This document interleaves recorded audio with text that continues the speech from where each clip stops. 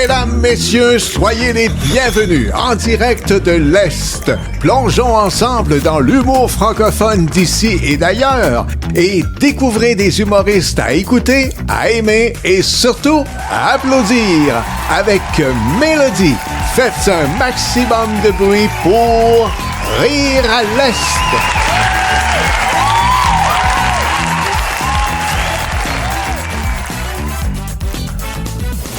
Salut et bienvenue dans ce nouvel épisode de Rire à l'Est, le podcast qui met en lumière l'humour francophone d'ici et d'ailleurs. Et aujourd'hui, je voulais vous présenter un humoriste que j'ai découvert il n'y a pas longtemps. Il s'appelle Ghislain Cormier. Bonjour Ghislain. Bonjour. C'est un plaisir de te recevoir déjà parce que c'est ton premier podcast.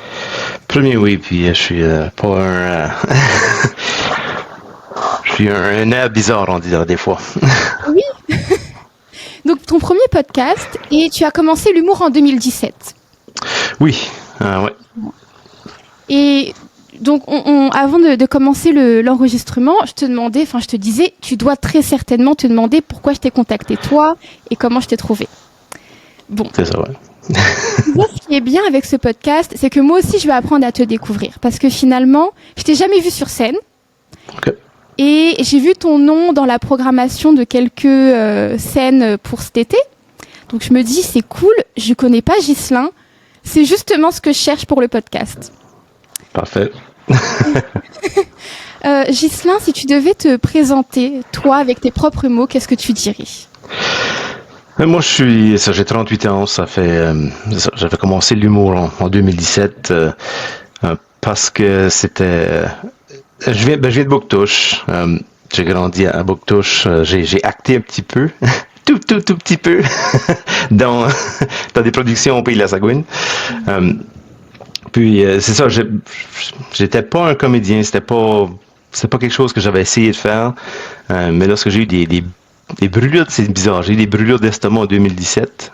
Puis là, je me sentais en train de détériorer, je vais mourir, tu sais, quelque chose. Puis là, j'ai pensé, OK, qu'est-ce que je voulais faire? J'ai été regarder mon album souvenir pour la polyvalente.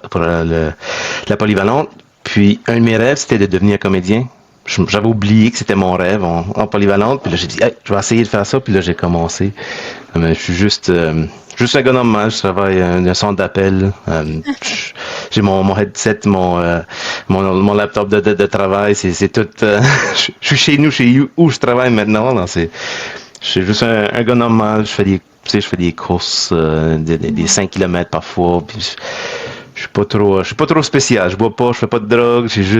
C'est ça que j'aime de faire, c'est faire de l'humour, l'écouter, puis là, en faire une fois de temps en temps. Tu me dis que tu fais des 5 km parfois ? Ouais, j'ai commencé à faire des courses parce que mon fils aime faire des courses. Je l'ai fait avec lui. L'année passée, on a toutes ces courses, on le faisait ensemble. Puis là, cette année, la première, je l'ai fait avec lui. Puis là, j'ai décidé de pas les joindre, le reste, parce que je veux le voir finir parce qu'il est bon. Ça fait, je peux jamais courir avec lui. Il finit 12 minutes en avant de moi. Mais oui. Mais comment tu t'es mis à la course ? Parce que clairement, grâce à ton fils, j'imagine, mais c'est pas pour tout le monde la course, parce que ça demande de l'effort. Oui, mais c'est que moi, je suis un petit peu antisocial. C'est juste la manière que je suis, je sais pas, quand ça vient inconfortable dans une discussion, je veux juste m'en aller, on dirait, parce que j'ai rien à dire. Je sais pas comment me mettre dans une discussion. Ça fait, pour moi, c'est les sports. Je jouais au soccer quand j'étais jeune. Puis ça, c'était correct, mais là, plus vieux, j'aime juste être individuel, puis là, je peux aller courir tout seul. Alors, ça, c'est quelque chose que je peux faire tout seul. Il y a personne qui peut me dire je le fais mal, tu sais, comme je le fais à mon niveau. Si je veux aller lentement, plus vite, c'est quelque chose que moi, je peux faire tout seul. Alors, c'est une place que moi, je peux contrôler. Alors, j'aimais ça la course, puis là, mon fils m'a vu courir. On a commencé à courir ensemble, puis là, il est devenu lui, plus compétitif. Moi, c'est plus pour le fun. Oui. Tu disais que tu étais un peu antisocial. Ouais. Est-ce que tu penses que c'est compatible avec l'humour et le fait d'être sur scène ? Oui, il y a plusieurs comédiens qui sont antisociaux. Ça semble pas normal. Si tu vas sur scène, tu parles à beaucoup de gens, mais il y a je le regarde beaucoup comme Bill Burr, des choses comme ça. C'est pas quelqu'un qui est social, puis il dit lui-même, c'est comme je sais pas, c'est quelque chose que tu veux parler au monde, si t'as quelque chose à dire, ça te dérange pas, c'est pas toujours une conversation, c'est comme comédien, c'est toi qui parles. Les autres parlent pas. Tu sais, il y a des gens qui font du crowd work, mais moi, je suis pas ces personnes-là encore. Mais c'est pas une conversation, non, c'est juste toi qui parles. C'est correct, même si tu es antisocial pour faire du stand-up. Et justement, c'est quoi ton style et c'est quoi tes sujets de prédilection en humour, si tu en as? Ben, mon style est plus on va dire normal et plus comme des one-liners, on va dire. C'est juste c'est pas des histoires, c'est moins des histoires, plus ça c'est une blague que je trouvais drôle, ça c'est 2-3 lignes, puis là ça c'est un autre, puis là après un bout, là, quand tu le fais pour plusieurs années, tu commences à voir, ben là, maintenant j'ai 10 minutes sur le même sujet, mais je vais juste tout faire le même sujet un après l'autre, puis là ça se suit plus, mais c'est pas une histoire. Ça c'est mon style, c'est plus blague, un petit peu séparé. Puis c'est ça, moi, mes sujets, quand j'ai commencé, c'était plus cochon. Parce que je pensais, moi, l'humour noir, c'est ça que je trouve le plus drôle. Parce que c'est quelque chose que tu devrais pas dire. Pas quelque chose insultant ou des choses comme ça. C'est juste quelque chose que, personne ne devrait pas dire ça. C'est ça qui me fait rire. Ça fait que j'ai commencé comme ça. Puis j'ai développé à beaucoup moins. Mais maintenant, si je n'en fais comme j'ai fait à Grand Barachois, un gros spectacle, puis il y avait, je pense, rien de cochon dessus. C'était juste tout l'humour parlant à propos de ma vie, à propos de la manière dont j'ai grandi, des choses comme ça. Et pourquoi justement tes sujets ont un peu changé? Pourquoi tu t'es peut-être assagi? Est-ce que c'est pour que ça soit, pour un public familial ou... Ouais, c'est plus comme ça. Lorsqu'on on commence l'humour, parfois on a des cours, on peut joindre des cours de comédie, puis ils parlent souvent de ça. C'est correct d'être cochon, mais si tu veux être sur la télévision, si tu veux être sur la radio, des choses, tu peux pas mettre des blagues comme juste qui sont des jeux manques, rien comme ça. Là, c'est mieux d'être juste des blagues plus, on va dire clean. Là, je m'excuse pour mes anglicismes. Mais c'est aussi que mes enfants sont maintenant plus vieux. J'ai une fille de 14 puis un garçon de 12. Ça fait maintenant, ils veulent écouter, puis ils regardent mes notes, puis là, il y en a qui sont, c'est pas vraiment bon pour la famille, alors là, j'essaie de mettre plus. Puis c'est aussi ça qui me fait rire. On dirait que les jokes cochonnes, si qu'ils sont bonnes, si que c'est pas juste à cause que c'est des mauvais mots, quelque chose, c'est bon, mais il y a souvent que t'es comme, non, ça c'est juste des mauvais mots, c'est juste quelque chose. Il n'y a pas de joke dedans, faut que tu mettes les blagues dans les mots. D'ailleurs, est-ce que toi tu fais de l'humour seulement en français ou tu fais aussi en anglais? Les deux? Je fais les deux. J'ai fait un show hier en anglais, puis on dirait que ça va mieux en français. Ça dépend de la personne, mais moi, personnellement, je suis plus confortable en français. Je parle bien en anglais. Je travaille en anglais, ça fait toute ma vie, mais pour quelques raisons, on dirait que c'est aussi c'est pas juste ma voix en anglais. C'est aussi le public, parce que beaucoup de mes blagues sont comme grandir, pauvres, puis on dit, juste dans ma tête, les Français sont plus pauvres. ça a juste été comme, on dirait que c'est mon public, c'est plus français.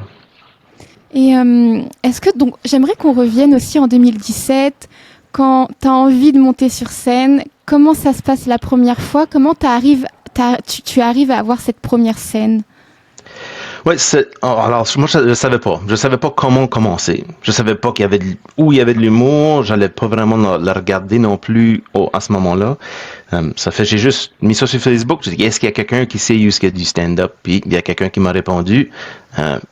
Contacte Martin Saunier. Martin Saunier était une grosse raison du boom de l'humour au Nouveau-Brunswick. Ça fait en 2017, il m'a donné mon premier 2 minutes.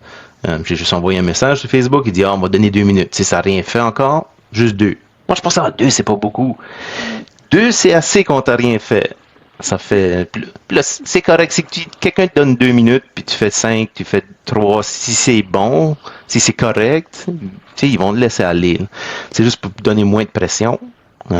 Puis c'est ça, mon premier, c'était juste ça. C'était un petit 2 minutes, des jokes terribles. Pas terrible. C'était drôle, mais il était cochon le plus cochon possible parce que c'est ça que je pensais qu'allait être le plus drôle. Ça fait. C'est mon premier 2 minutes. Je pense que c'était à l'Igloo à Moncton. Visiblement, ça a plutôt quand même bien fonctionné parce que t'as continué après. On t'a offert d'autres scènes.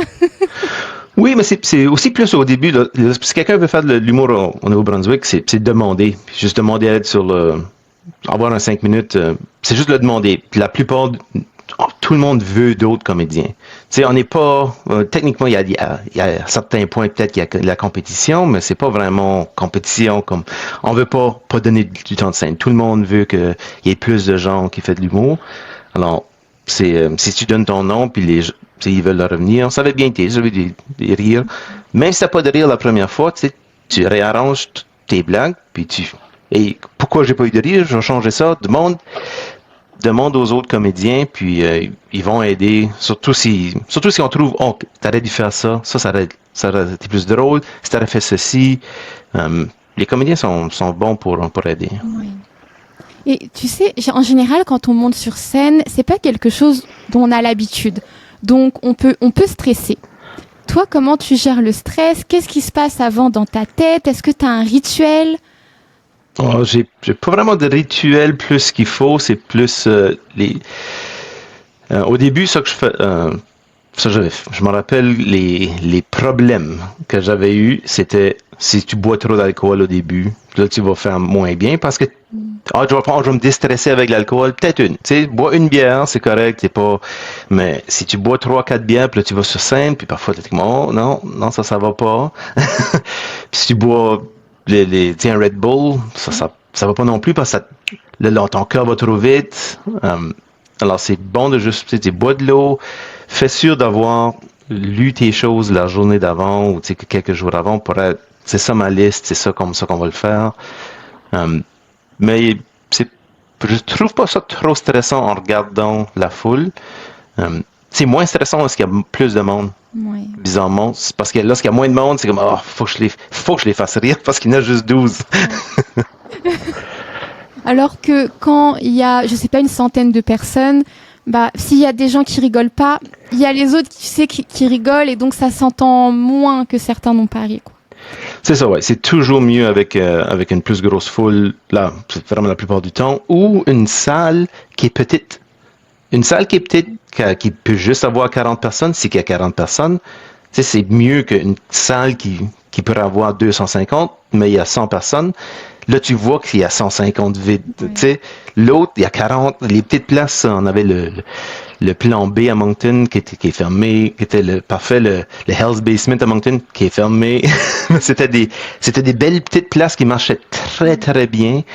C'était vraiment des bonnes places à faire de l'humour. C'était tout gratuit au début, puis là, c'était des shows. Une personne aurait dû payer 40-50 $ pour, ça valait ça. C'était des bons spectacles, juste des open mic, là.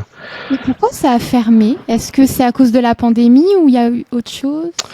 Je sais que le plan B avait fermé. C'était un immeuble. L'immeuble même avait besoin de beaucoup de réparations. Le plafond avait défoncé une journée, puis c'était juste la place même a juste fermé. Mais parce que c'est des petites places aussi. Tu sais, il y a juste 40-50 personnes.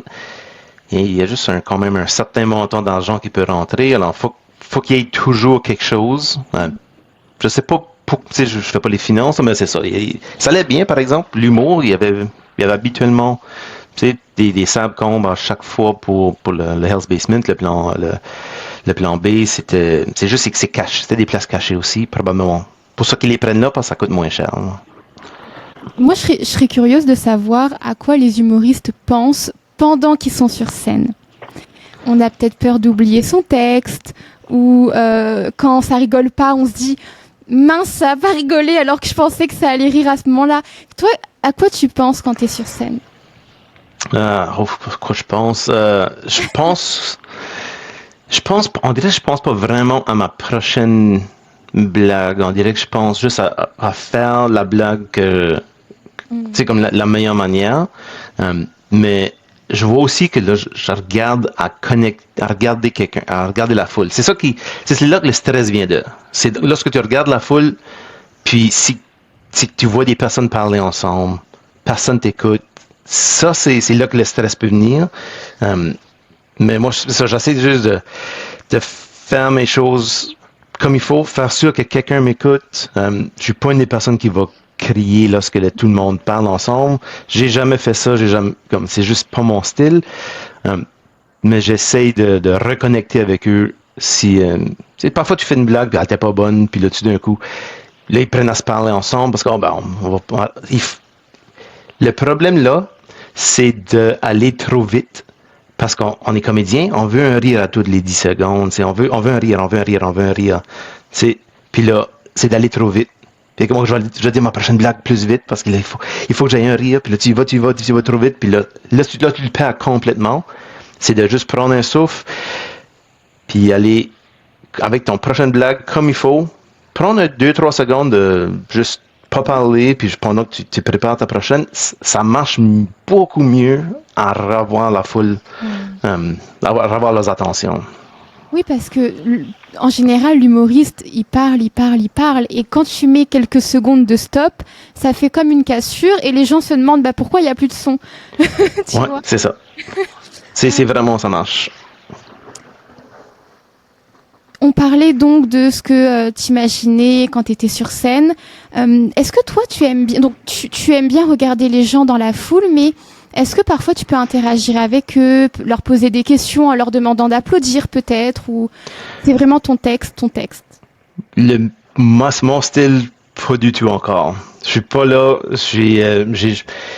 J'ai demandé peut-être 1 ou 2 questions à quelqu'un, puis c'était pas vraiment comme, c'était vraiment juste comme, juste pour voir un hochement de tête, là, c'était jamais, j'ai jamais développé ça. On dirait que j'ai peur de demander une question, puis là, j'ai rien à dire. Alors, j'aime mieux de préparer mon texte. OK, ça, c'est ça que je vais dire, puis là, je fais pas beaucoup d'improvisation. Non, moi je parle pas au public. J'aime juste de les voir dans les yeux parfois, voir, hey, il y a quelqu'un qui m'écoute. Puis, c'est ça que j'ai fait hier. Il y avait un des comédiens qui me regardait toujours. Là, je le regardais toujours. Là, c'est comme, hey, lui me regarde, lui m'écoute. Je parle à lui. Tu parlais aussi du bruit, évidemment. Très souvent dans les comédie clubs ou dans les bars, les gens peuvent boire, etc. Et donc, ils ont envie de connecter entre eux. Donc, quelle est ta place préférée pour jouer? Les comédie clubs, les bars, les festivals, est-ce que tu as une préférence? Oui, il y a une grosse différence là-dessus aussi. Lorsqu'on fait de l'humour comme dans un bar, ça donne qu'il y a un open mic, il y a quelque chose, il y a une soirée, mais n'importe qui est là. Parfois, on allait à Saint-Jean, puis il y a des gens qui jouent les machines, les machines à sous, puis là, tu sais, là, t'as du bruit, ils sont juste pas là pour l'humour. C'est mieux d'être une place où le monde va là pour l'humour. Puis, c'est ça, parce que lorsqu'ils ont payé, si quelqu'un a payé $40 pour voir un show de 3-4 comédiens, ils vont écouter, ils sont pas là pour se parler, ils sont là pour écouter. Alors, c'est toujours une meilleure ambiance, un meilleur résultat lorsque les gens ont payé pour être là, puis c'est ça, ils écoutent. Et tu vois, j'ai un peu du mal avec l'humour, par exemple, dans les bars, ou parfois dans les comédie clubs aussi, parce que justement, tu peux boire des verres. Donc, tu sais, ça s'agite beaucoup dans le public aussi. Et il faut que je reste focus sur la personne qui est sur scène. Et si ça bouge autour de moi, c'est un petit peu dommage. Donc, en général, pour voir de l'humour, je préfère, tu sais, aller au théâtre, dans une salle qui est plus grande. Mais ça veut dire que je me mets aussi des barrières, parce que je vais pas voir, tu sais, les humoristes qui font des open mic ou qui font des choses comme ça. Parce que justement, j'arrive pas à rester focus. Il y a trop de distractions autour de moi.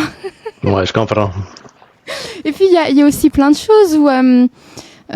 moi, j'ai tendance, tu sais, à faire des activités seule. Les humoristes, parfois, aiment bien, tu sais, voir qui est en couple ou célibataire dans la salle. Et... Qu'est-ce que tu veux que je dise si je viens seule?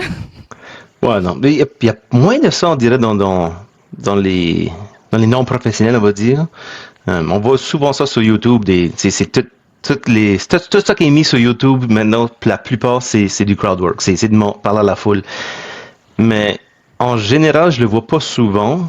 Mais il y a presque pas de ça dans les open mic ici, locales.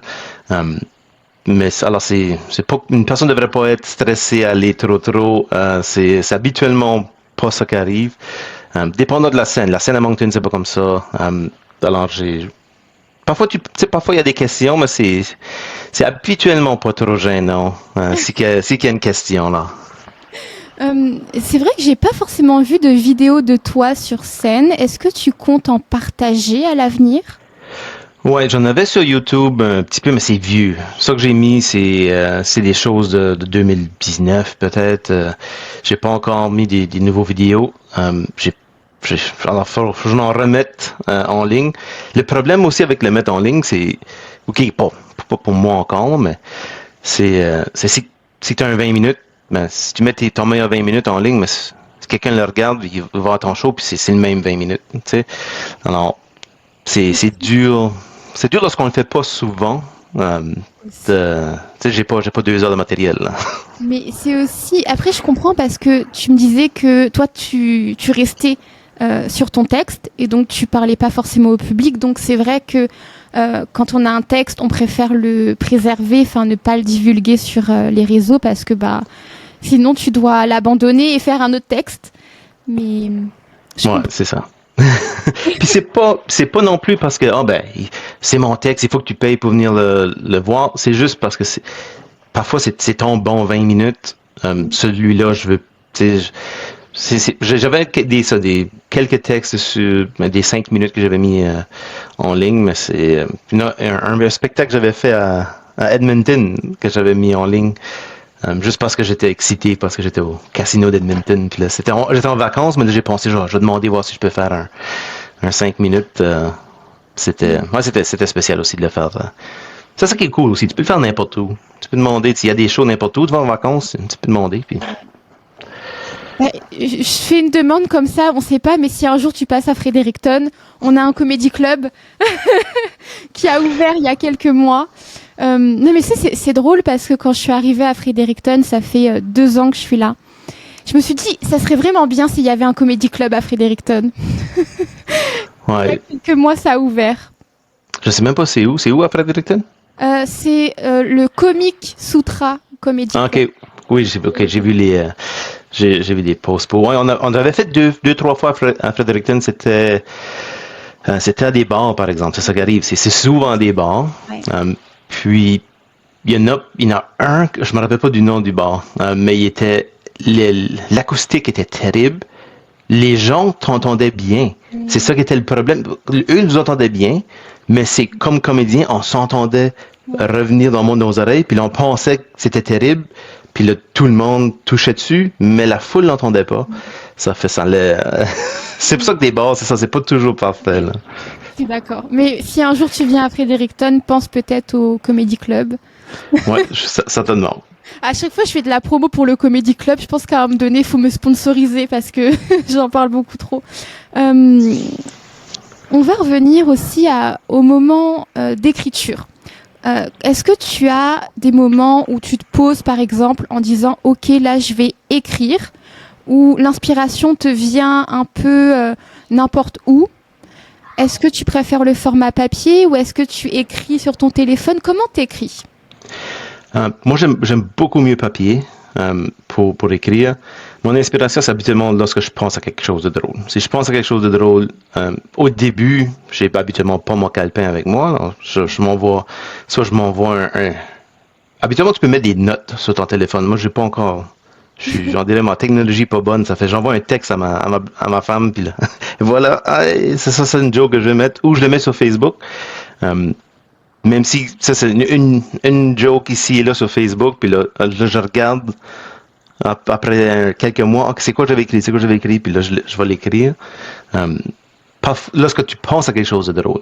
Mais au début, lorsque c'est ou si tu veux le faire sérieusement, il faut s'asseoir, il faut penser aux différents sujets, puis juste se mettre là, puis juste, ok, on écrit quelque chose, c'est pas tout bon, là, on écrit, ok, on fait des classes d'humour, puis c'est ça qu'ils disent, ok, c'est quoi que t'aimes pas, c'est quoi qui te frustre, c'est quoi, tu sais, comme, juste trouver quelque chose, c'est quoi tes, qu'est-ce que c'était quoi j'essaie de penser au terme français, tes petits plaisirs, c'est comme on appelle ça des guilty pleasures, puis tu sais, comme, penser c'est ça, juste pour penser à quelque chose qui va te trouver quelque chose de drôle. Tu sais, peut-être parfois il n'y a rien, mais là, c'est bon. Puis c'est bon de réécrire. On écrit la joke, puis là, ok, c'est où qu'on enlève des mots, c'est où qu'on ajoute quelque chose qui le fait plus drôle, comme un deuxième punch, un troisième punch dessus. C'est très important de juste écrire pour devenir meilleur. Ouais. Et quels sont tes plaisirs coupables, justement? Ben moi j'avais une blague dessus, puis elle est pas elle est peut-être pas appropriée, mais c'est ça, moi vraiment mon problème c'est les Red Bull, puis c'est ça que je sais que je devrais pas, puis c'est tous les jours, hey, non, je vais faire ça, ou juste jouer des moi c'est jouer du poker, des choses comme ça. Je sais que je devrais pas, j'arrête, ça fait un bout que j'ai arrêté, mais pour la grosse partie de ma vie, j'étais un gars qui jouait au poker 12 heures par jour, tous les jours. Tu jouais en ligne? Jouais en ligne, j'ai commencé en ligne, puis à un moment donné, j'avais été introduit à une place à Moncton, ça n'existe plus là, mais qui jouait, c'était illégal. Ça fait on jouait dans un sous-sol, puis là le sous-sol a fermé. Ça fait ok, c'est correct. Puis là, une journée, j'étais dans mon appartement, je regarde dehors, puis je vois des dealers qui marchaient, puis qui rentraient dans la bâtisse en avant de chez nous, puis j'étais comme, c'est les deux gars du sous-sol. Je vais à la porte, puis comme je le savais pas, là, c'était pareil comme le film Rounders, puis là, je cogne à la porte, il y a une caméra qui te regarde, puis ils disent oui, tu sais, comme qu'est-ce que tu veux, puis je suis comme, est-ce qu'il y a une game qui joue, puis là, oui, ok, ouais, ils me laissent rentrer parce qu'ils m'ont reconnu du sous-sol, puis là j'ai pris à jouer là, ça c'est une autre chose que c'est individuel, le poker. Ouais. C'est moi qui joue. Oui, on est 8 à la table, 9 à la table, mais je joue mon jeu, puis je peux être là pour 8-10 heures, tu sais, juste jouer mon jeu, j'ai pas besoin de parler, si je veux parler, je parle, mais c'était le fun, à part que lorsque c'est illégal, tu joues avec des caractères bizarres. Mais est-ce que t'étais bon au poker? T'es venu bon ou... Ben, je faisais du profit, on va dire. Si je regarde, comme j'ai dit, il y a des statistiques en ligne. Puis là, j'ai joué, je pense que c'était 40 000 $ de tournois de poker, puis j'ai fait 45 000, 5 000 en profit, on va dire. Ben, 5 000 en profit pour jouer 3 ans, 12 heures par jour, là, c'est pas beaucoup. C'est du profit, mais c'était mieux d'avoir un emploi. Ça aurait été mieux de travailler. C'est mieux de gagner 5 000 que de perdre 5 000. Certainement, ouais. Et je t'ai coupé, pardon, vas-y.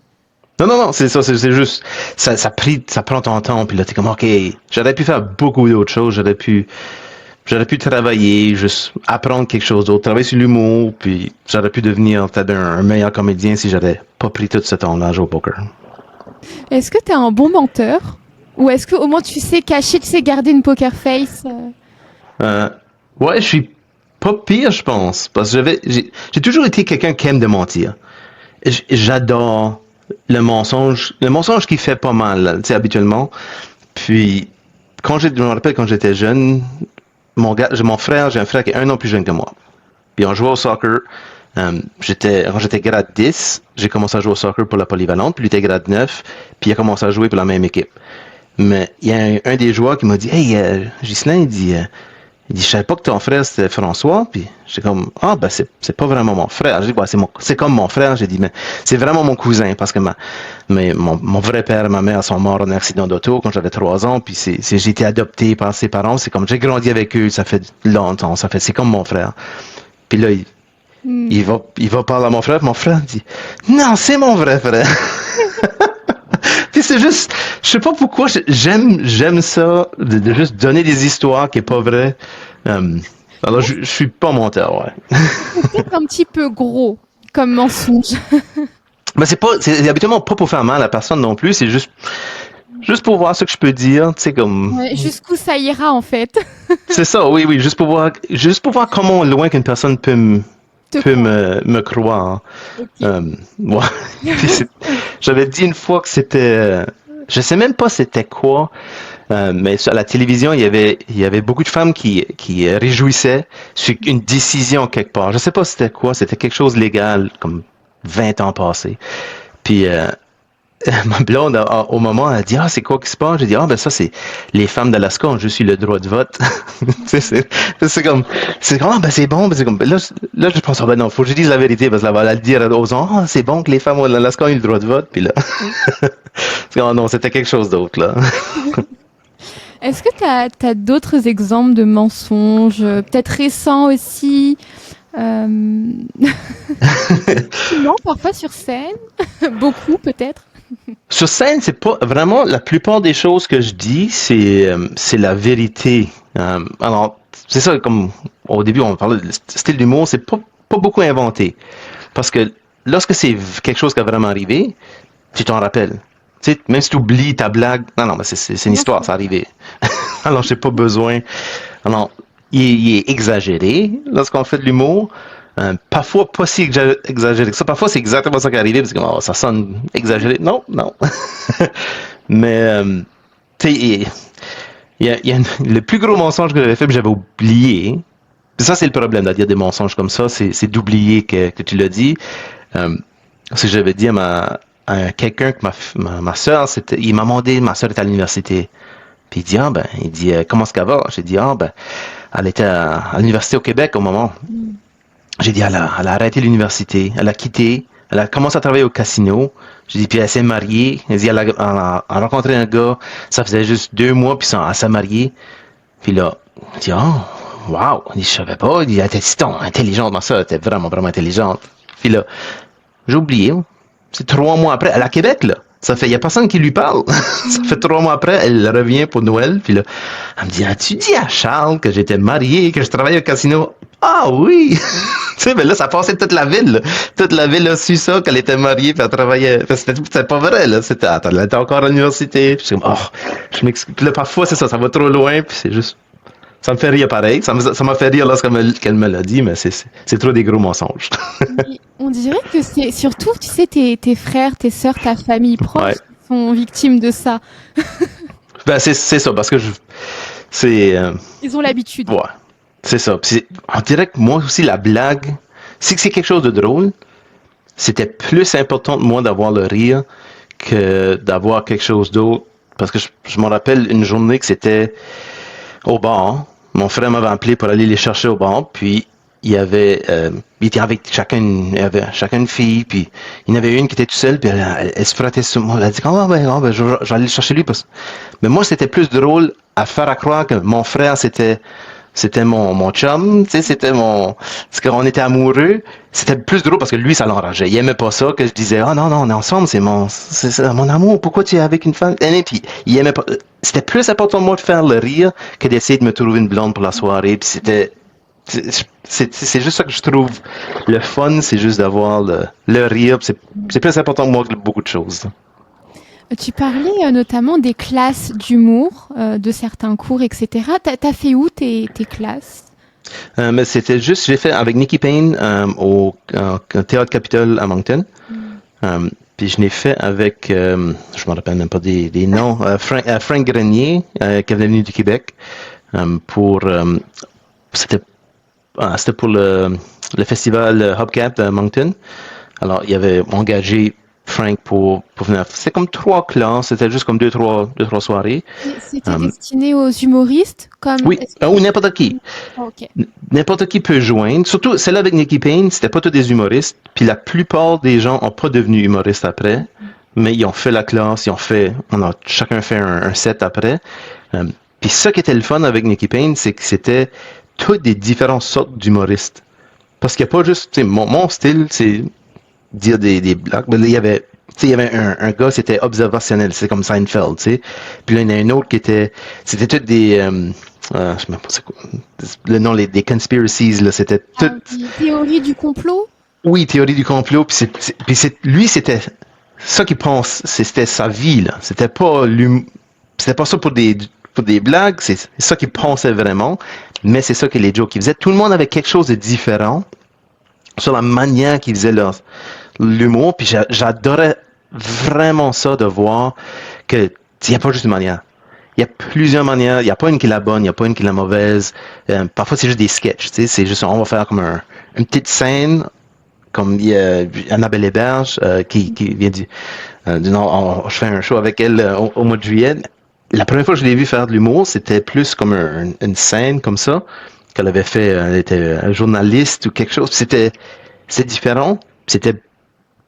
J'adore lorsque c'est juste lorsque c'est drôle. Ça dérange pas si c'est le même type. Mais ouais. Non, c'est ça. C'est juste, mais n'importe quel type d'humoriste ou n'importe quelle personne qui veut faire un cours peut faire un cours puis juste, pas besoin de le faire après si vous voulez pas, mais ouais.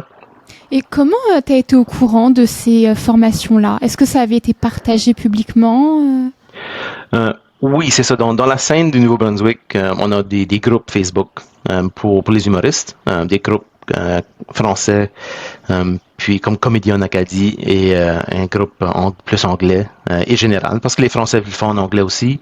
Alors, habituellement, les Français sont dans le groupe général, on le fait dans les groupes. Alors, les groupes Facebook, c'est important pour voir, c'est là qu'ils postent hey, il y a un 5 minutes, est-ce que vous voulez faire un open mic ici?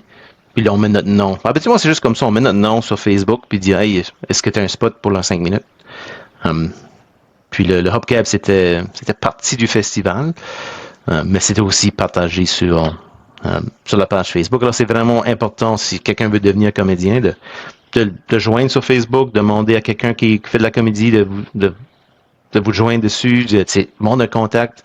Oui, mais ajoutez-moi. Ouais. Oui, c'est ça, c'est ça, il y a 2 pages Facebook, puis je pense que n'importe qui peut joindre, mais c'est ça, Comédie en Acadie et New Brunswick Stand-Up, qui était juste, c'est ça, c'est les pages de comédiens. Là. Puis il y a beaucoup de gens dessus, c'est pas tout du monde c'est pas 20 personnes qui font il y a des centaines de personnes dessus, c'est même les gens qui viennent de... Oui, les curieux, quoi. Ouais, c'est ça. Ou des comédiens qui viennent d'Ontario, au Québec, Alberta, qui ont venu pour un spectacle. Parfois, ils sont sur la page. Moi, je suis dans le groupe d'Alberta. J'ai juste fait une fois, mais j'étais quand même dans ce groupe-là pour longtemps. Tu parlais juste avant de théorie du complot, l'un des humoristes en formation parlait de ça. Est-ce que toi, tu crois en certaines théories? Pas vraiment, non. Moi, je suis, comme que tous les gens sur Facebook disent, je suis un sheep. non, moi, je suis pas un croyeur de trop de pas de complot, mais vraiment rien. J'aime de regarder ça qui arrive avec le monde qui croit dans les théories du complot, c'est qu'ils pensent, hey, ça se pourrait. Oui, ça se pourrait, ça veut pas dire que c'est ça que c'est. Alors, faut penser un peu, alors, faut regarder, OK, c'est quoi tous les détails, OK. Oh, il y a peut-être une petite partie de la théorie du complot qui est vraie, mais il n'y a pas un complot, là. Il faut penser un peu. Alors, c'est pas, non, moi, j'ai pas, mais ça qui était drôle avec le gars qui faisait ça, c'est qu'il était comme, la Terre était plate. C'était tous les complots, il les croyait. La Terre était plate, puis là, il regardait, puis il disait une balle de tennis. Puis il dit, regarde, je vais d'un verre d'eau sur la balle de tennis, elle vient toute trempe. Mais pourquoi quand il mouille ici, il mouille pas à Fredericton? Il dit, ça veut dire que c'est plate. Ça, si ça serait un rond, on viendrait toute trempe. Je dis, ouais, la Terre n'est pas la grosseur d'une balle de tennis, là. Si on serait tout noyé, on viderait un verre, pense aux détails, mais c'était...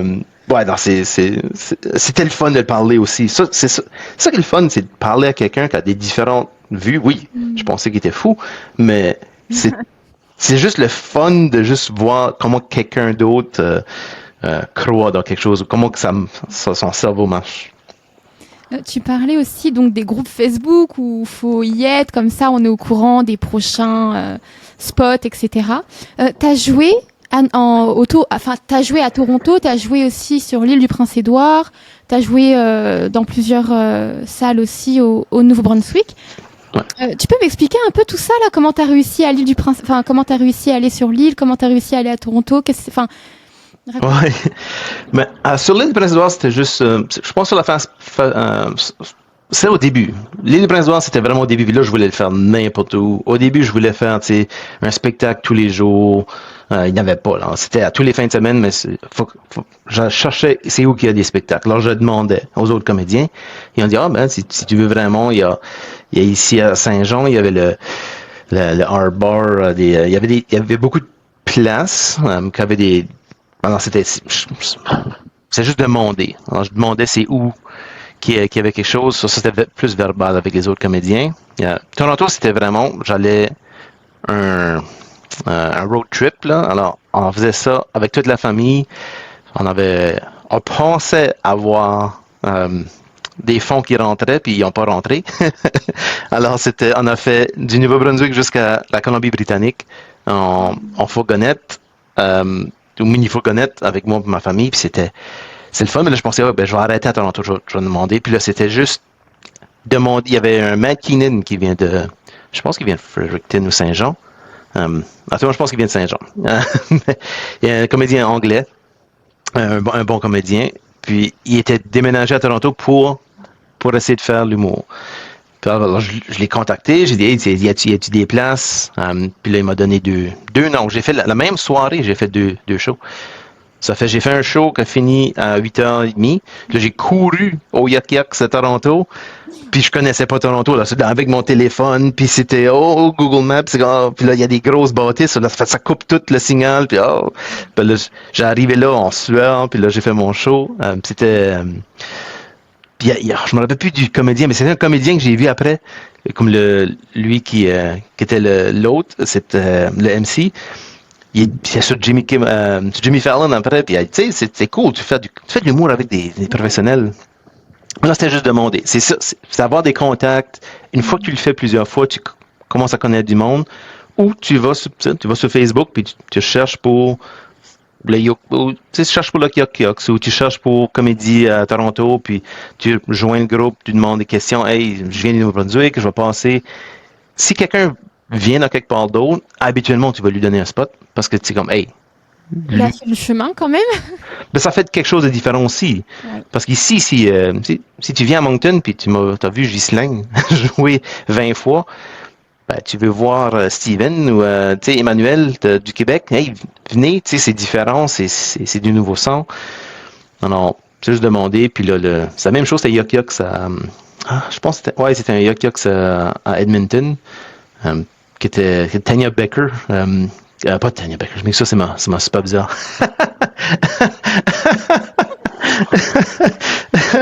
Je me rappelle plus du nom maintenant. Parce que elle te hante, t'as su. Oui. C'était. Là, je me rappelle plus de son nom, mais c'était une Tania qui fait beaucoup d'humour. Elle vient de Terre-Neuve. Puis là, j'oublie. Là, ça me tente. Mais oui, c'est ça. Elle fait de l'eau, puis là, je la vois souvent. Elle est venue au Brunswick souvent, puis ça, c'est le fun de pouvoir rencontrer du monde. J'ai vu Mike Ward à Moncton regarder mon show. Hey, Mike Ward en train de regarder mon show. Mais t'aurais pu faire sous-écoute. T'aurais pu faire le podcast. ouais, c'est ça, oui. T'as pu faire son podcast. Mais tu sais, il m'a parlé après aussi, puis ça, c'est le fun. Ça, c'est la chose d'autres comédiens, mais aussi comme des gros noms. Tu sais, Mike Ward me dit, hey, j'ai vu ton show, c'était bon show, good job. Tu sais, comme, ça fait chaud au cœur quand t'entends ça. Parce que moi, c'est bizarre, parce que j'écris mon humour dans la voix de deux différents comédiens. C'est qu'il y a un problème parce que j'ai pas leur voix. Mais j'écris en français comme si je suis Mike Ward. Ça fait, je l'ai dit moi-même dans ma tête avec la voix Mike Ward, tu sais. Mais là, je vais sur le stage, puis je vais sur scène, j'ai pas sa voix. Puis en anglais, j'écris comme Chris Rock. C'est même que je pense que ma joke va aller. Puis là, quand je le fais, je suis comme, oh non, j'ai pas la voix Chris Rock. C'est pas c'est bizarre. C'était deux influences principales. Chris Rock, c'était une de mes plus grosses influences. J'adorais ses spéciales quand j'étais jeune. ben, au début, c'était juste pour rire. On avait trois postes de télévision. Tu sais, j'en avais juste pour rire venait, puis c'est François Massicotte, c'était Yvon Deschamps, puis Patrice Lécuyer. C'est ces choses-là que j'ai grandi dessus. C'était juste pour rire. Puis ça, c'était pas... Puis ça qui était drôle à ce moment-là, c'est que j'étais tout petit. Mais j'écoute ça maintenant, puis je me dis, ouf, il y avait des jokes cochonnes, mais je les comprenais pas. Puis là, je riais de la mauvaise blague. Parce que moi, je suis comme, ah, ça c'est drôle, parce qu'il a dit ça. Puis non, c'est pas ça que ça veut dire. Puis là, tout d'un coup, tu réalises, mais c'était quand même drôle pour moi, parce que les autres gens riaient, puis là, je mettais ma propre blague dessus. Et tes parents te laissaient regarder ça, ou ils étaient pas au courant? Ben, juste pour rire, c'était pas vraiment cochon. À part c'était des... ouais, le François Massicotte, il savait que je savais pas ce qu'il disait. Je pense que j'avais juste 8-9 ans, puis je comprenais pas la joke, mais je le watchais parce c'était sur cassette, là, puis on le regardait de nouveau, puis mais ouais, moi à 12 ans aussi, une des plus grosses choses, c'est mon père m'a laissé écouter George Carlin. George Carlin, les 7 mots que tu peux pas dire sur la télévision, c'était le plus coche. C'est des 7 mauvais mots, puis c'est... Là, il m'a dit, bien sûr, dis pas ça à personne, va pas dire ça, ces mots-là à quelqu'un à l'école. Ben oui, je vais dire ça à l'école, c'est les meilleurs mots que j'ai entendus de ma vie. Donc, puis... à l'école, t'as eu des problèmes? Ouais, un petit peu, là, ouais. J'étais un de ces jeunes-là j'étais intelligent. J'étais vraiment intelligent à l'école, mais je faisais beaucoup de troubles, je disais des choses, puis je disais, habituellement c'est ça que c'était. Je disais les mauvais mots, puis comme, c'était pas en insultant quelqu'un, c'était juste, je les disais. Ça fait là, je me faisais dans le trouble parce que j'avais dit un jurement, puis c'est juste, dans mon parler, je jure beaucoup. C'est juste comme ça que j'ai grandi, j'écoutais Eminem, puis là c'était juste jurement. Puis mon garçon, c'est ça que j'aime. Mon garçon a 12 ans, il a l'âge que j'avais lorsque j'ai commencé, puis là, moi je jurais beaucoup à cet âge-là. Je jure jamais. Puis j'aime ça, j'aime vraiment qu'il dit comme non, ça c'est pas supposé le dire, ça fait on le dit pas, ça fait c'est une bonne chose ça, parce que l'utilise trop, c'est pas bon. Et est-ce que tu étais déjà peut-être le clown de la classe à l'école? Est-ce que tu aimais te mettre en scène? Ouais, moi comme ça, je dis je suis pas je suis antisocial d'une manière, mais je suis antisocial parce que je sais pas quoi faire, je sais pas quoi dire. C'est pas parce que j'aime pas les gens. C'est parce que je me sens inconfortable. Fait que lorsque je me sens inconfortable, je vais les faire rire. On va faire un geste, puis on va faire rire quelqu'un, puis tu sais, comme j'aime la réaction. C'est que ça soit du rire, ou juste faire quelque chose... je sais pas, c'était juste faire quelque chose de terrible. Pas terrible, on va dire, je veux pas... mais juste faire quelque chose qu'on devrait pas faire, juste pour voir la réaction, faire à croire que, tu sais, je me rappelle de faire à croire qu'on se tuait avec des couteaux, là, mais c'est juste, on va voir la réaction, mais c'est comme, il y a personne qui se faisait mal, là, c'était juste comme, on voulait juste voir s'il y a quelqu'un à réagir, c'est juste pour choquer, on va dire, comme enfant, là. En fait, je me dis, tu serais peut-être bon, tu sais, à la lutte, ou à la boxe, ou genre un sport de combat. Oh non, j'aime pas le mal. J'ai jamais eu de tatou parce que je peux pas. J'ai donné du sang une journée. Puis je sais que j'aime pas les aiguilles. Puis j'ai donné du sang. Puis je pensais, c'était une demi-journée de travail de gratuit là, qui disait, on va aller donner du sang, ça c'est notre effort. On va aller donner du sang pendant votre deuxième demi-journée. Puis vous avez pas besoin de finir. Oh, parfait, je vais aller donner du sang, même si j'aime pas les aiguilles. Puis j'aime moins travailler. Ça fait. Ils ont mis l'aiguille, puis là, c'est toujours la même chose. Comme, non, es-tu correct? Ouais, je suis correct. Puis là, je prends à tomber dans la chaise, ma face vient blanche. Puis je suis comme, non, je suis correct, non? Puis là, tout d'un coup, j'ai commencé à avoir comment ça s'appelle ça, une seizure. T'as eu un malaise? Oui. Puis là, j'étais vraiment comme si j'avais comme ma mère épileptique, puis c'est comme si quelqu'un passait une crise épileptique, puis j'étais comme en train de baver presque, puis c'était un vrai, ça semble terrible, puis là, ils m'ont appelé. Je pense que c'est Red Cross, là, ils m'ont appelé, la Croix-Rouge, puis on dit, reviens jamais.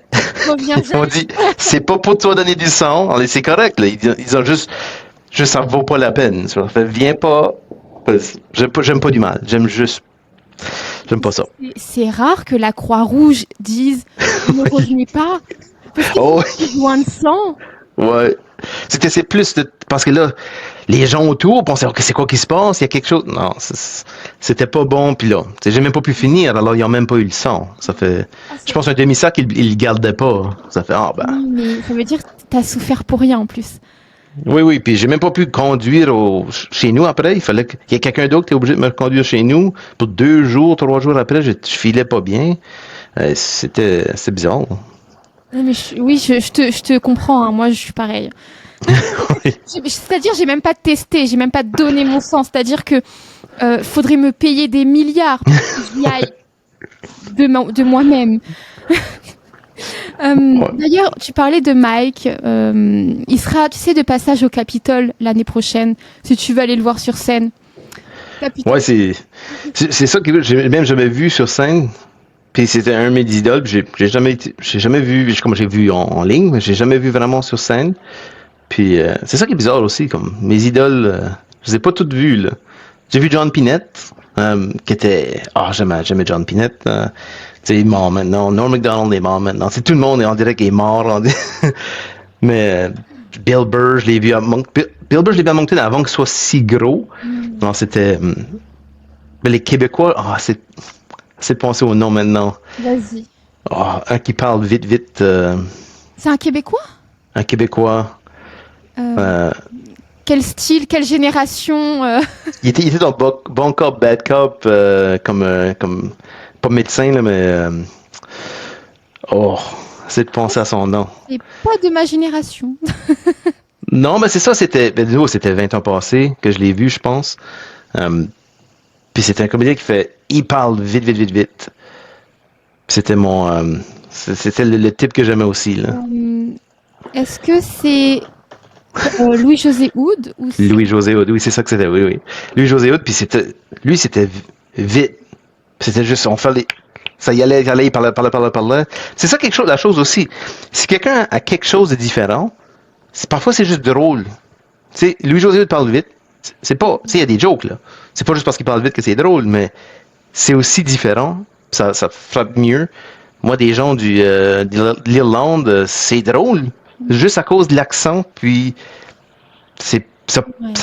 juste avoir l'accent n'est pas drôle, il faut qu'il y ait les jokes, là. Mais on dirait qu'il y a quelque chose de différent. Alors, s'il y a quelqu'un qui se pense gêné, puis il dit, je parle avec un bizarre, je bégaye ou quelque chose. Non, fais de l'humour, tu sais, comme, le monde aime ça. Comme moi, ils m'ont dit hier, tu sais, mon style, je suis gêné sur scène.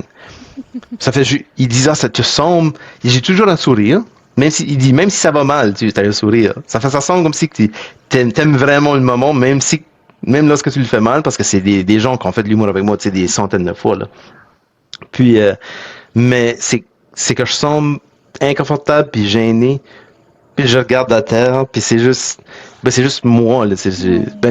Pour eux, ils pensent, non, ça marche, c'est pas.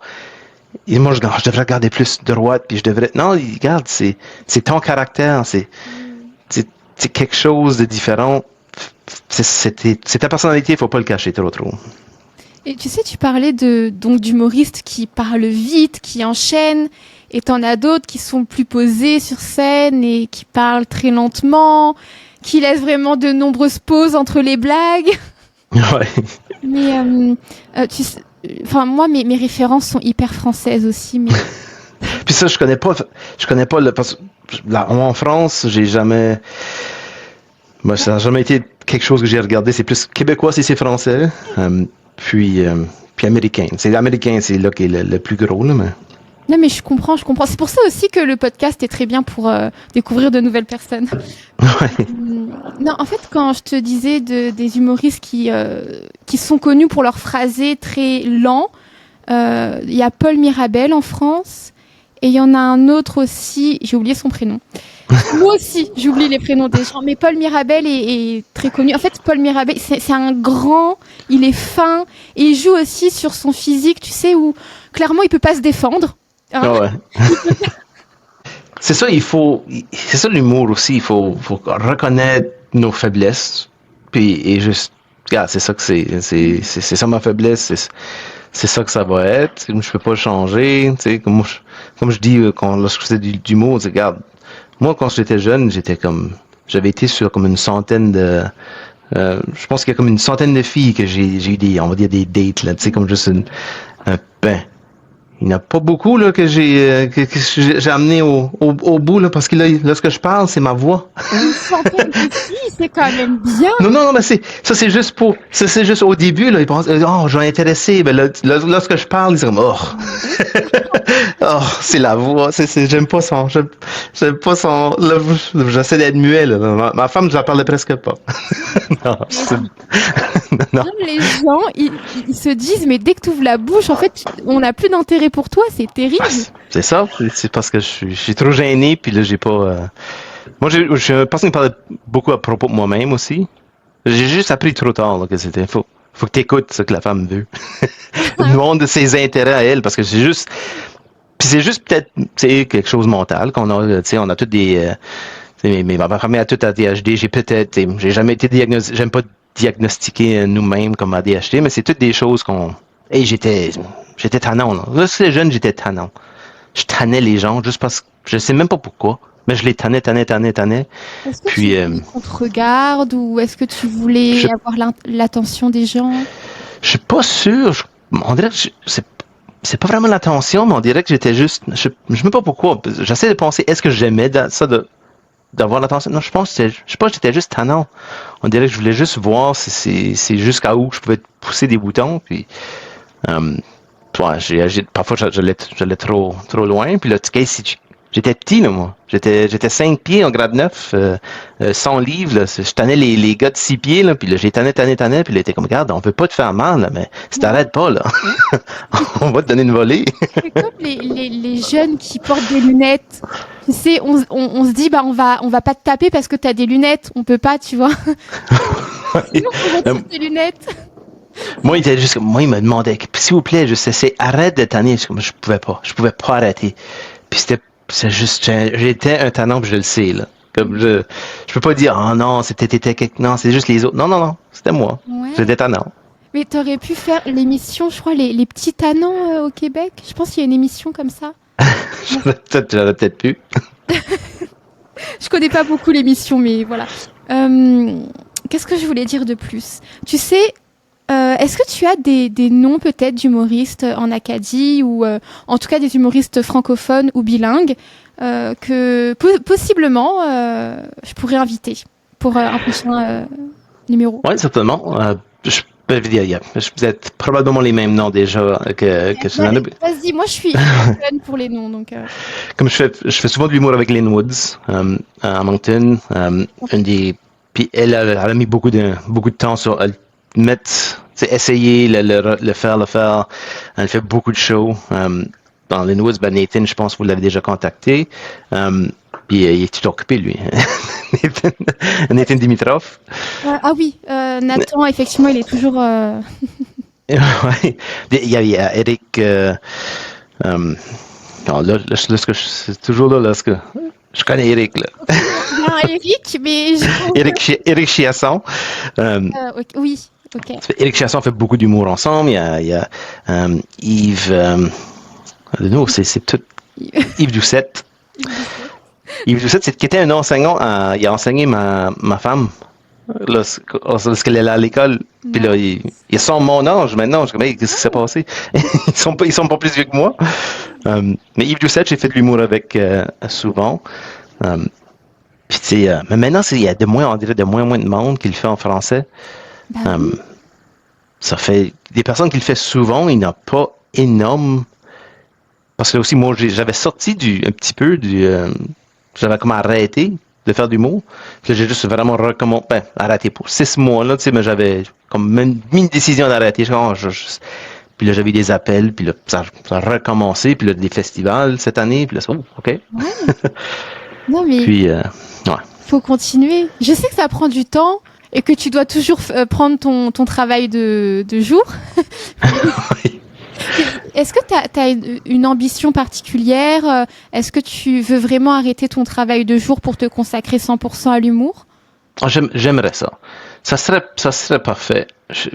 Ça serait vraiment mon... Tu sais, des gens qui vont vraiment mettre à 100%, puis des fois, il faut. Il faut le mettre à 100%, puis sacrifier, on va dire.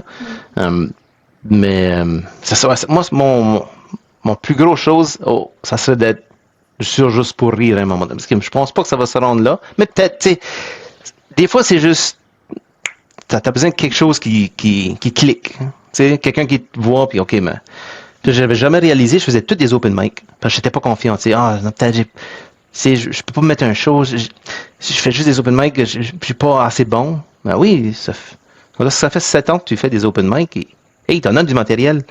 Puis là, j'en ai fait une, c'est ça, Grand Barachois, ça avait vraiment, vraiment bien été. Parce que, oui, j'ai du matériel que je le sais qui est bon, il est rodé, je l'ai fait souvent. Alors, au show, là, tu fais des bonnes choses. L'open mic, tu fais des nouvelles jokes. Oui, ça va pas tout le temps parfait. Il y a juste la moitié qui frappe, mais c'est ça. Alors, c'est ça, j'ai oublié quoi. Il y a Annabelle Hébert aussi, comédienne, c'est ça que j'aime beaucoup. C'est ça, la première fois que je l'ai vue, j'avais vraiment aimé. Les autres, je sais pas s'ils le font souvent, parce que moi, je le fais moins souvent aussi. Ça fait, il y a des gens qui arrêtent, c'est ça qui arrive, là. C'est beaucoup de gens qui le font une fois de temps en temps, puis là, qui arrêtent. C'est dommage. On perd beaucoup de francophones dans l'humour. C'est tellement dommage. Ouais. Faut aller au Québec pour ici, on dirait. Faut presque y aller. Puis c'est correct, vas-y. Il faudrait qu'on y aille pour, tu sais, 2-3 fois par année, faire, tu sais, 5-6 fois au Québec. Puis si tu reviens ici, puis il y a quand même des places à le faire au Nouveau-Brunswick, là. C'est pas comme, c'est pas inconcevable, ça se fait. Faut juste travailler dur dessus. Comme n'importe, c'est pas une chose de dire, je n'aime pas travailler. Non, il faut que tu travailles sur ton humour. C'est drôle parce que tu disais justement que tu n'aimais pas travailler, toi. Ouais. Ben, c'est ça. C'est pour ça que je voulais jouer au poker quand j'étais jeune. J'avais pensé à faire des quilles. Il n'y a pas d'argent à faire dans jouer des quilles. J'étais pas bon non plus. Mais c'était juste, je voulais, c'est ça. J'ai toujours voulu pas travailler si dur. Puis là, maintenant, c'est mon emploi, finalement, j'ai comme un bon emploi maintenant. Ça fait là, je vais garder mon emploi, ça paye bien, mais quand tu faisais 15 $ de l'heure à 15 $, tu sais, comme, c'était pas important ton travail, j'aimerais mieux. Puis comédien, c'est le fun, tu sais, aller partout. Tu sais, juste visiter. C'est bon, ça serait le fun. Et comment tu fais pour allier justement ton travail principal avec l'humour? Ben ça, c'est dur, dépendant de ton travail. Tu sais. Si quelqu'un fait un 9 à 5, c'est pas si pire. Si tu fais des 9 à 5, tu vas travailler, tu sais, puis après, les shows sont le soir. Ça fait ça dérange pas. Moi, comme hier, je finissais à 8. Ben, tu finis à 8, la show commence à 8. Tu sais, c'est une demi-heure de route, là.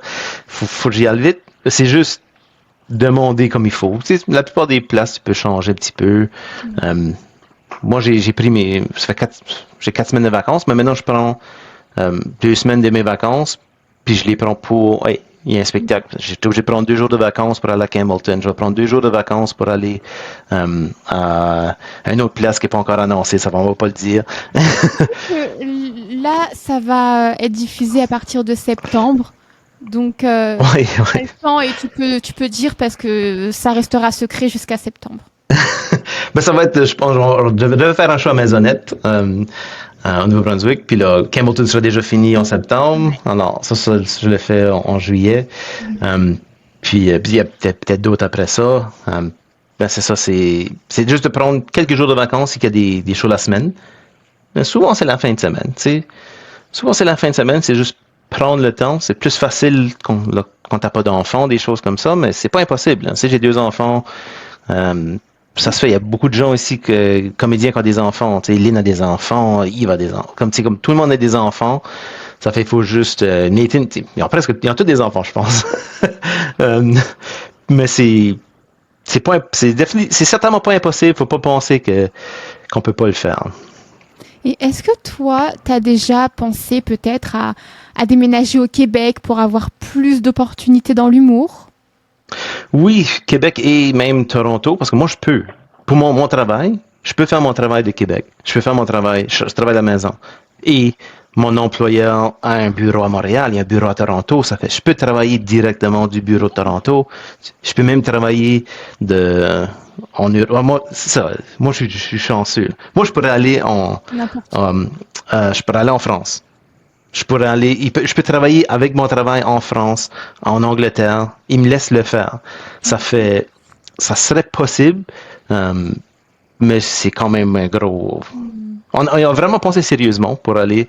C'est juste, il faut être 100%. Ouais. Il ne faut pas aller en France, ok, mais je ne vais pas travailler dessus. Non, travaille sur ton set. Mais oui, c'est possible d'aller au Québec puis là revenir, faire des shows ici. Tu sais, comme, il y en a beaucoup qui l'ont fait. Tu sais, Julien Dion. Oui, c'est vrai. Ça se fait certainement. Tu sais, donc. Moi, malheureusement, j'habite au sud du Nouveau-Brunswick, donc je dis malheureusement parce qu'on n'a pas la chance d'avoir beaucoup de spectacles en français, même si on a des humoristes bilingues qui se produisent. Je suis très déçue de ça, de pas avoir assez de spectacles. Par contre, bon, c'est vrai qu'au moment où ça sera diffusé, ça sera passé, mais à la fin du mois de juin, il y a Julien Dion, Ryan Doucette et Bobby T, je crois, qui viennent à Fredericton pour un show en français. Il y a des gens français à Fredericton, c'est pas comme si qu'il n'y en a pas. Il y a toute une communauté, mais la communauté veut rire en français. On ne veut pas aller dans des comédie clubs pour voir des humoristes nous parler en anglais. Ça, c'est ça, ouais.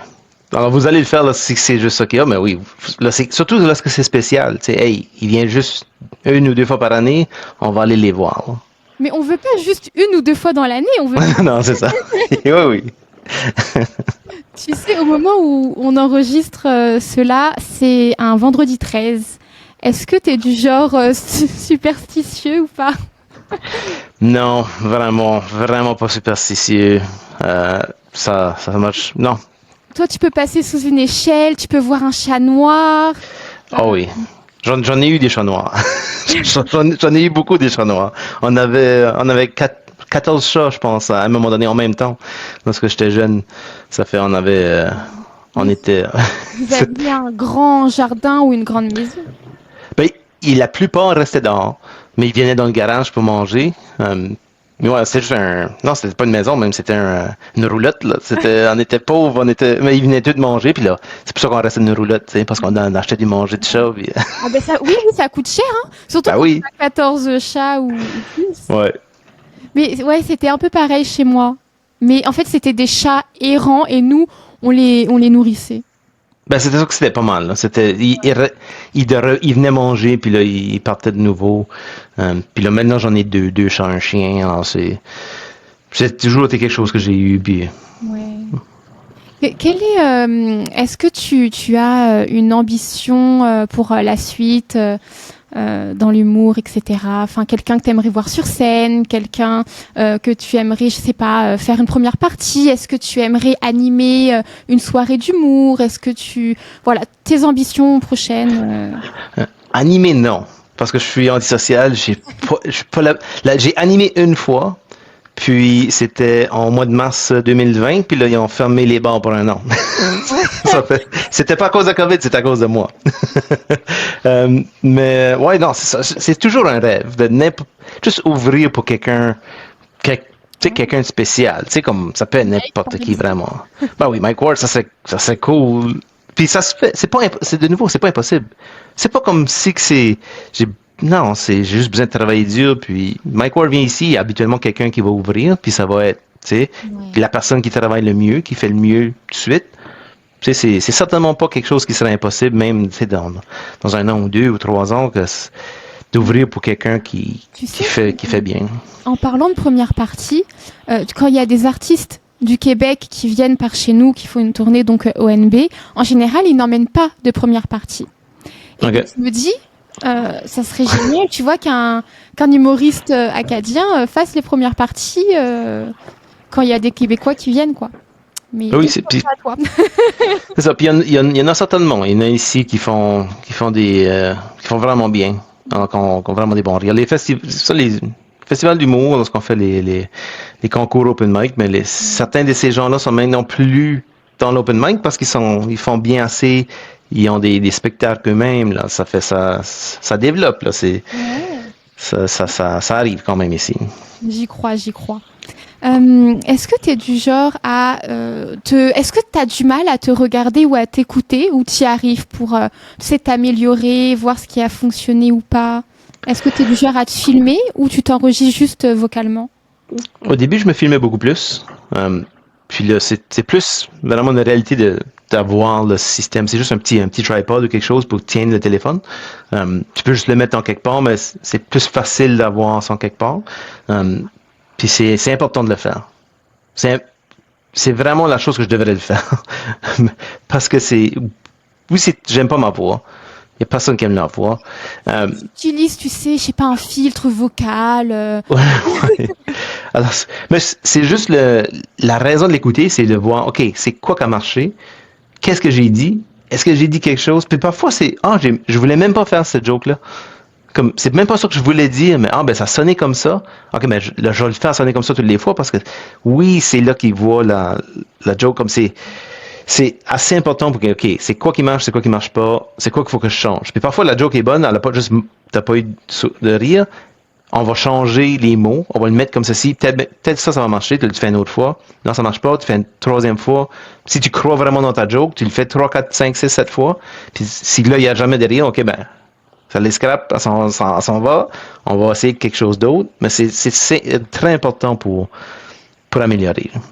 Est-ce que toi, tu as déjà eu des blagues que tu aimais beaucoup, mais malheureusement, ça n'a pas fonctionné auprès du public et tu as dû arrêter de faire la... Oui, ou même à ça, il y en a que j'ai même pas fait parce que j'aimais vraiment la blague, je la trouvais vraiment drôle, mais des fois, le sujet est juste... Est-ce que je peux avoir des rires à ce sujet ici? Oui, on dit il y a des sujets, tu peux faire des blagues pour n'importe quel sujet, mais il y en a quand même que tu ne veux pas ouvrir une boîte dessus. Il y en a que moi j'ai pensé que c'était vraiment drôle, mais parfois c'est juste, c'était drôle, ça arrivait, mais la blague est pas là. Le problème aussi, c'est lorsque tu as une idée, puis OK, je vais faire cette blague-là. Comme je me rappelle d'avoir fait une blague, puis c'était en parlant comment ça s'appelle ça, des piétons, les croisés pour piétons, puis ils mettaient en arc-en-ciel pour le mois des fiertés. Oui, puis mon but c'était de commencer comme si c'était homophobique, puis là le changer, tu sais, le changer. Je suis pas homophobe, c'était le commencer, puis là, non, c'est pas ça que je parlais de, c'est comme, puis là je l'ai mal exécuté, puis là ça sonnait homophobique au début, puis le raciste à la fin. C'est comme non, c'était pas ça. C'est comme puis c'est ça que pour les open mic c'est important de le faire. C'est comme OK, c'était pas ça le but du tout. Puis là c'est pour ça qu'il faut parfois, c'est des sujets, t'es comme OK, oui, c'est que ça peut être mal vu. Faut vraiment travailler dessus comme il faut, faire ce que tu dis comme il faut, puis vraiment le changer ou le bien le dire parce que tu fais un open mic, tu dis OK, ça n'a pas marché, je vais juste sortir du sujet parce que je peux pas le dire comme il faut parce que l'humour il faut quand même être on peut faire des jokes pour n'importe quoi, puis il y a des gens d'homophobes, il y a des gens racistes, puis il y a des gens comme hey, c'est pas une joke, des fois t'es comme OK, il a juste mal dit. Il a peut-être juste mal dit, puis des fois t'es comme non, cette personne-là est pas. Mais tu sais, c'est drôle que tu parles de ça parce que je sais pas si tu as vu cette information récemment. Au Brésil, il me semble, il y a un humoriste brésilien qu'on a enfermé parce que il a dépassé les bornes, je crois.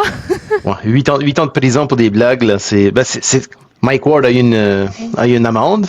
OK, c'est une amende, c'est quand même, c'est certainement pas correct. Pour moi, je pense que c'est une amende. Comment? C'est une blague. On joke de n'importe qui.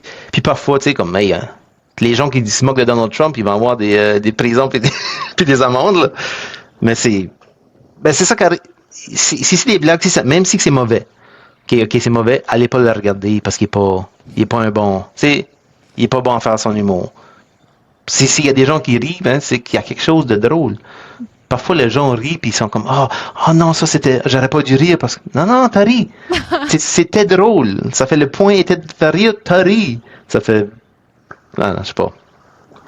Je crois qu'au début de l'entrevue, tu disais que tu étais passé par le pays de la Sagouine, si je me trompe pas. Enfin, Ouais, c'est que je viens de Bouctouche. Ça fait le pays de Sagouine et à Bouctouche.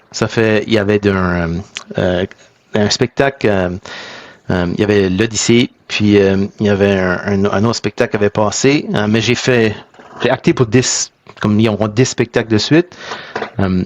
Puis j'ai acté comme un sécurité pour Jacques Chirac.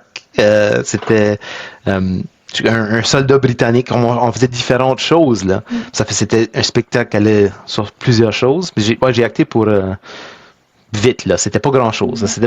J'avais pas de voix. C'était juste, on dirait un background là. Ouais. Est-ce que tu aimerais peut-être réitérer l'expérience, mais avoir un rôle plus important Oui, mais c'est toujours le fun. Bon, acter serait cool. Moi, il y a quand même des émissions locales. Il y a des choses qui sont filmées à Moncton. Il y a des choses. J'ai un ami qui a écrit une émission. Là, ça c'est toujours cool d'acter, mais il faut avoir un certain. Je sais pas. C'est juste mettre ton nom dessus aussi. Ouais. Les gens pensent je peux pas être acteur, mais ici, hey, donne-toi un essai, va un casting, puis s'ils disent non, ben, c'est non, c'est correct. Si tu l'as pas essayé, tu vas pas venir acteur. Je veux pas être Tom Cruise, là. Mais j'aimerais être juste sur une scène, là, quelque part. Oh, ma face était là. Tu sais, tu as commencé en 2017. Ça fait pas encore 10 ans, mais quand même, on va y arriver petit à petit. Ma question est donc, à quand le premier spectacle complet de Ghislain Cormier? Ouf. Maintenant, je suis à comme une demi-heure. Alors, c'est là que je suis. J'ai une demi-heure que je sais que c'est bon. Alors, c'est là que je suis. J'ai un demi-spectacle. Alors, je peux faire mon premier complet. Ouf. J'aimerais, mais pas encore là. Tu prends, à mon avis, tu connais des humoristes qui ont aussi une trentaine de minutes. Vous mettez à 2, ça fait un spectacle? Oui, mais c'est ça. C'est pour ça maintenant, les spectacles, on est 3, 4, 2 ou 2, 3, 4. Puis, habituellement, j'ai pas encore fait de 2. On dirait que c'est des 3 ou 4. Mais habituellement, on fait un 15 ou 10, 15, un 20 demi-heure. Puis là, comme peut-être 40 minutes ou un autre demi-heure. Alors, un spectacle qui dure 1h15. On se met 3. Puis, il y a des gens. 1 heure, c'est long. Alors, faut avoir. On veut pas faire un mauvais show non plus. Faut qu'on sache c'est comment le matériel qu'on a. Alors, c'est juste écrit comme, faire sûr qu'on a la bonne heure pour, on veut pas, comédien, au début, tu veux te pousser, tu veux, je vais avoir un contrat, non, faut que tu fais sûr que c'est une demi-heure, que t'aies une demi-heure de bonnes jokes, là. Tu veux pas payer pour, j'ai 1 heure, puis là, tout d'un coup, non, vraiment, j'avais une demi-heure qui était bon, puis là, une demi-heure qui était rien de bon, non. C'est dommage. J'espère d'ailleurs que quand tu feras ton premier spectacle entier, tu m'inviteras. Certainement. La radio de Fredericton sera là. Certainement. Est-ce que tu peux nous donner tes réseaux sociaux, comment te contacter, te retrouver? Moi, j'ai même rien. J'ai juste sur Facebook. Ghislain Cormier sur Facebook. C'est mon Facebook normal. J'ai rien. J'ai pas de page. J'ai une page Instagram, mais je mets rien dessus. C'est ça. Je suis pas le personne parce que je suis antisocial. Ça, c'est important aussi pour quelqu'un qui veut le faire, par exemple. Mais j'ai pas trop rien social. Mais si quelqu'un veut me contacter sur Facebook, c'est Ghislain Cormier sur Facebook. Oui, tu réponds sur Messenger. Oui, sur Messenger, je vais répondre. Il y a personne qui je suis pas inondé, là, ça fait. Non, mais je certifie que tu réponds. Donc, Ghislain Cormier sur Facebook. Mais tu vois, c'est vrai que peut-être, conseil ou pas, tu pourrais afficher une adresse mail pour qu'on te contacte, si tu le désires ou pas. Mais... Oui, mais ça, c'est mon adresse courriel qui est pour comédien, que je l'ai mis Ghislain Comedian en anglais. Mais est-ce que tu l'as mis publiquement? Parce que moi, en fait, quand j'ai voulu te contacter, j'ai vu aucune adresse mail.